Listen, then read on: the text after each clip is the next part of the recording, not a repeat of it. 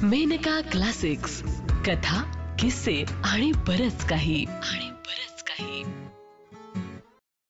आपल्या लेकीची पाठवणी करायला सोनूबाई अधीर झालीये, तर तिचं आपल्या घरी स्वागत करायला पुष्पाताईही आतुर झाल्यात. पण लहानग्या सईच्या या आगळ्या वेगळ्या पाठवणीत नक्की कुणाकुणाचं हित दडलंय?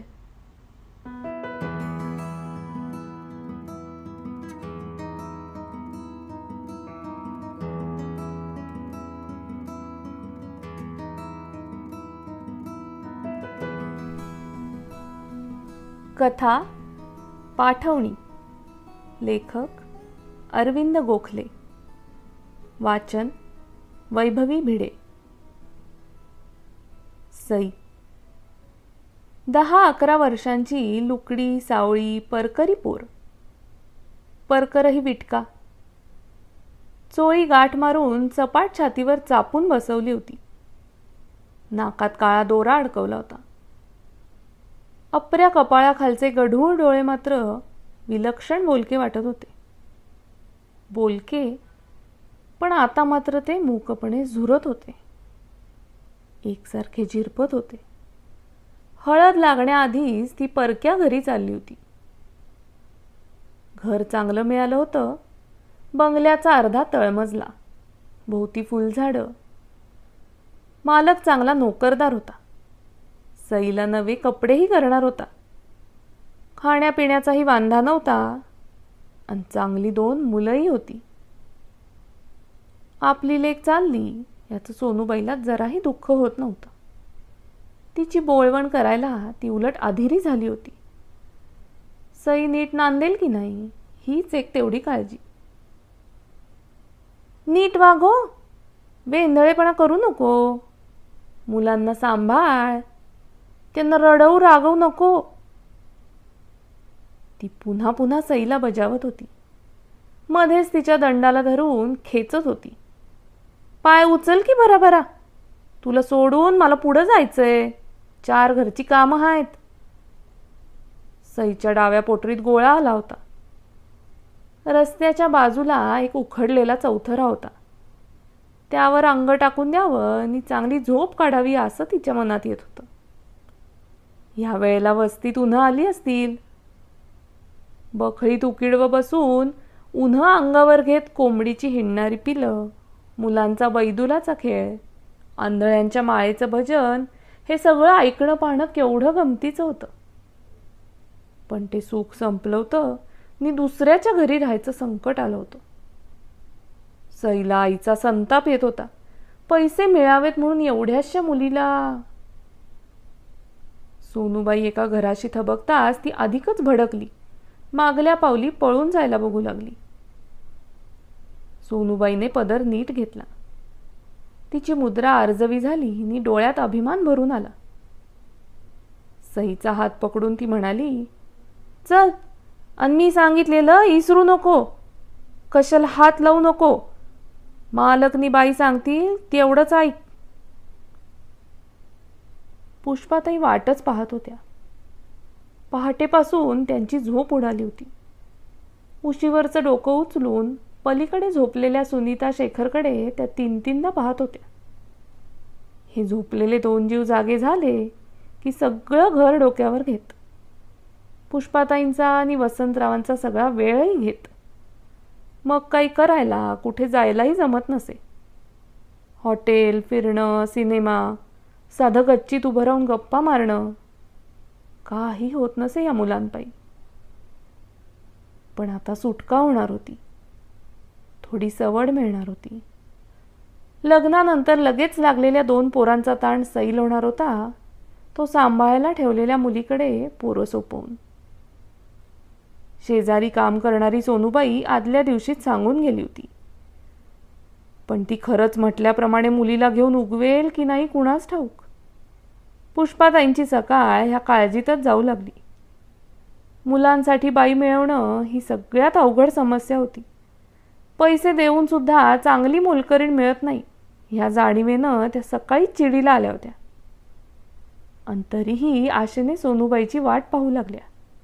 जरा काही वाजलं की दारात जाऊ लागल्या. सुनीताला बाबा गाडीत घालून शेखरला बरोबर घेऊन पार्कमध्ये नेणारी कुणी परकरी पोर डोळ्यापुढेही आणू लागल्या. सई त्यांच्या पुढ्यात उभी राहिली आणि पुष्पाताई चांगल्याच दचकल्या. ती हडकुळी वेंधळी मुलगी पाहून आपला विरस झाला की समाधान तेच त्यांना कळेना. कोरडेपणानं त्या म्हणाल्या, ही मुलगी? हां, माझी लेक आहे सई. सोनूबाई दाराच्या चौकटीतून पुढे सरसावत म्हणाली. त्यांची भाजीवाली मावळण करायची तसे हातवारे करत म्हणाली, अव मुलांची सवय आहे तिला. आपल्या बाबा बेबीला बरोबर सांभाळील, लळा लावील, सगळं काम करील बघा, आणि कशाला हात बी लावायची नाही. मावळण गिरायकांशी बोलताना नाटकीपणा, खोटेपणा, कळकळ, आत्मविश्वास सगळ्याचं बेमालूम मिश्रण करीन गिरायकाच्या गळ्यात माल बांधी. सोनूबाईला तिचा हेवा वाटे, तसं बोलावंसं वाटे. आता अचानक तीही मावळणीसारखंच बोलली वागली. पुष्पाताईंनी आवंढा गेला. त्यांना वाटलं होतं की मुलं सांभाळायला पोरगीच चांगली, पण तशी ही मुलगी लहान आहे हे एका दृष्टीने बरंच होतं. घरात तरुण दीर आहे. ही 8 वर्षीय पोर तसले काही प्रॉब्लेम्स घरात आणणार नाही. हिला नीट शिकवलं की झालं. पुष्पाताईंचं मन हळूहळू फुललं आणि त्या सईकडे आपलेपणाने बघू लागल्या. सई काही बोलत नव्हती, समोर पाहतही नव्हती. आई 4 घरी कामाला जाई तेव्हा ती कित्येकदा तिच्याबरोबर जात असे. बंगल्यातली सजावट, साजूक अन्न, गोमटी मुलं आणि ऐसपैस बाया तिला अपरिचित नव्हत्या. अशा एखाद्या चांगल्या घरात आपण जन्मलो असतो तर फार मजा आली असती असं तिला नेहमी वाटायचं. आता ह्या घरात तिला राहायचं होतं, रात्री सुद्धा. आई म्हणाली होती की आता एखाद वेळेलाच आणि मालकिणीला विचारूनच घरी यायचं. ती आता बंगलेवाली होणार. पार्कवर बाबा गाड्या घेऊन येणाऱ्या पांढऱ्या पातळातल्या काळ्या आयांसारखी. त्या आया आठवायचा सई सारखा यत्न करत होती, पण तिला आता काही आठवत नव्हतं, काही सुचतही नव्हतं. उगाचच गळा दाटून येत होता. 2 वर्षांपूर्वी शाळेत घातली तेव्हाही तिला असंच झालं होतं, कोंडल्यासारखं. शाळेत ती पुन्हा गेली नाही, या घरातूनही नाही. तिला एकदा सांगा समजा कामाचं, भांडी घाशील. भांडी नाही घासायची, मुलं सांभाळायची आहेत, 2 अवखळेत. सांभाळील ना, समज करील त्यांचं, फिरायला नेईल, कापडं घालील. अहो कुठे जायचं नाही तिने, घरातनं हालायचं नाही. आता हितच करायच्या बोलीनं आलेन ती. 15 दिवस काम बघेन नि मग कपडे करेन, 2 परकर 2 पोलकी. अन काय ग, उवा बिवा नाहीत ना हिला? छे, उवा कुठच्या? ते गुडघ्यावर काय झालंय? वाईस लागलं होतं, खरूच नाही बाई. सई दोघींचं संभाषण कान देऊन ऐकत होती. मालकिणीचं गुडघ्याकडे लक्ष गेल्यावर ती चमकली, लाजली आणि फाटका परकर गुडघ्यावर ओढून सावरून बसली. आता पगाराबद्दल दोघींचा संवाद सुरू झाला. मालकीण देणार आणि आई घेणार. सईला त्यात गम्य नव्हतं. दोघींचं बोलणं लांबत चालल्यावर तर तिला वाटलं की पैशावरून फिसकटलं तर बरंच, म्हणजे घरी परतता येईल नि बखळीत. पण घरी परतायची कल्पना येताच सईची नजर माशी घोंगावावी तशी दिवाणखान्यातल्या कोचावर, रेडिओवर, चहाच्या रिकाम्या कपावर आणि दोरीवर वाळत टाकलेल्या कपड्यांवरून फिरत राहिली. 10 रुपयात दिवसभराची पोरगी मिळाली म्हणून पुष्पाताई एकदम खुश होत्या. बोहारणीशी केलेल्या हिकमती सौद्यापेक्षा हे काम मनाजोगतं झालं होतं. सोनूबाईला त्या म्हणाल्या, जायची घाई आहेच तुम्हाला, पण आता चहा घेऊनच चला. सोनूबाई टेकल्या जागी जरा आरामात बसली. चहा हक्कानंच घ्यायला हवा असं तिला वाटलं. पुष्पाताईंशी, त्या घराशी आपलं कसलं तरी नातंच आता निर्माण झालंय असंही वाटलं. तिचं मन एकदम मृदू झालं आणि मुद्रा प्रौढ झाली. आपल्याला सासरी सोडायला आई आली होती तेव्हा तीही अशीच गंभीरपणे मोठेपणाने बसली होती हे आठवलं. ती अधिकच गलबलून गेली. उगाचच डोळ्यांनाही पाणी आलं. पुष्पाताईंच्या नजरेतून ते काही सुटलं नाही. नकळत त्या पुढे झाल्या आणि सईच्या डोक्यावरून हात फिरवत म्हणाल्या, आता तुम्ही काही काळजी करू नका सोनूबाई. हिला काही आम्ही परक्यासारखं नोकरासारखं नाही वागवणार. अहो, आमची रीतच नाही तशी. चांगलं खायला प्यायला मिळालं, कपडे घातले, रोज आंघोळ केली की महिनाभरात बघा कशी सुधारेल तुमची लेक. अव, तुमच्याच ओटीत घातली तिला बाई. पर एकुलती एक हाय अन भाबडी हाय म्हणून. सोनूबाईचा आवाज दाटला आणि डोळे अधिकच तरारले असं पुष्पाताईंना वाटलं. इतकी भावविवलता त्यांना सहन होण्यासारखी नव्हती. सुनीता मोठी झाल्यावर सासरी जाईल आणि आपल्याला रडू कोसळेल या कल्पनेनं त्या आत्ताच गलबलून जात. नाटकात सुद्धा अशी दृश्य त्यांना बघवत नसत.